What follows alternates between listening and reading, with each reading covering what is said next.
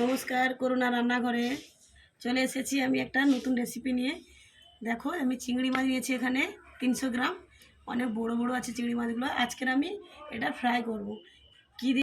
কী দিয়ে ফ্রাই করছি আমি আপনাদের সঙ্গে শেয়ার করছি। এখানে আমি স্বাদ মতন লবণ নিয়ে নিচ্ছি, হলুদ গুঁড়ো, লঙ্কার গুঁড়ো, এখানে হালকা জিরে গুঁড়ো নিয়ে নিচ্ছি,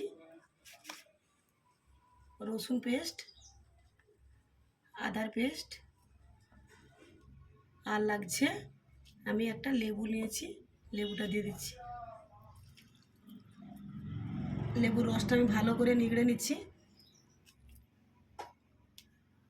লেবুটা দিলে টকটক লাগবে, ঝাল ঝাল লাগবে, খেতে খুব ভালো লাগবে।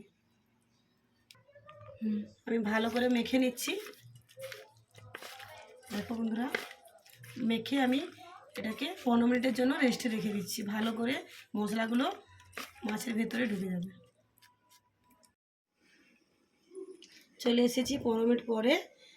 আমার মেজারমেন্টটা খুব সুন্দরভাবে মশলাগুলো ঢুকে গেছে। এবারে আমি গ্যাসটা ধরিয়ে দিচ্ছি। আমি একটা সসপ্যান বসিয়েছি ভাজার জন্য। সসপ্যানটা আমার গরম হয়ে গেছে, আমি তেল দিয়ে দিচ্ছি। ভালোভাবে আমার গরম হয়ে গেছে সসপ্যানটা। আমি মেজারমেন্ট করে রাখা মাছটা দিয়ে দিচ্ছি।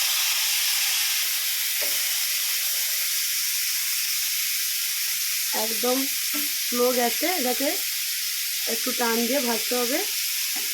তাড়াহুড়া করলে এটা কিন্তু খেতে ভালো লাগবে না, ভেজে হয়ে যাবে। তো কিরমই মাছের জল বেরিয়ে পড়ছে। এটা 15 থেকে 20 মিনিট লাগবে এটা ফ্রাই করতে, কারণ এটা একদম স্লো গ্যাসে ধীরে ধীরে ভাজা হবে, শক্ত হবে, না হলে খেতে কিন্তু ভালো লাগবে না। বারবার বলছি, দেখো কত জল বেরোচ্ছে।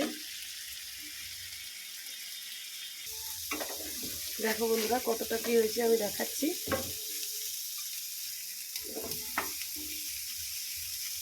মাছের জলটা একদম শুকিয়ে গেছে, লাল লাল হচ্ছে। দেখো একটা একটা করে আমি উল্টে পাল্টে নিচ্ছি।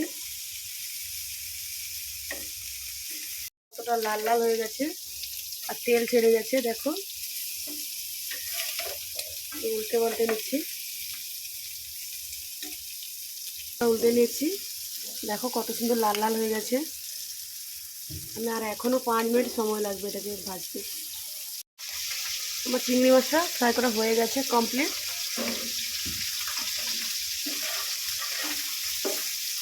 দেখো বন্ধুরা, দেখতে কত সুন্দর হয়েছে। প্লিজ বাড়িতে একবার ট্রাই করো, খেতে কিন্তু খুবই ভালো লাগে, ঝাল ঝাল টকটক, খেতে কিন্তু খুব ভালো লাগে। আমার দেখতে খুবই সুন্দর হয়েছে, খেতেও অতটাই সুন্দর। প্লিজ বাড়িতে একবার ট্রাই করো।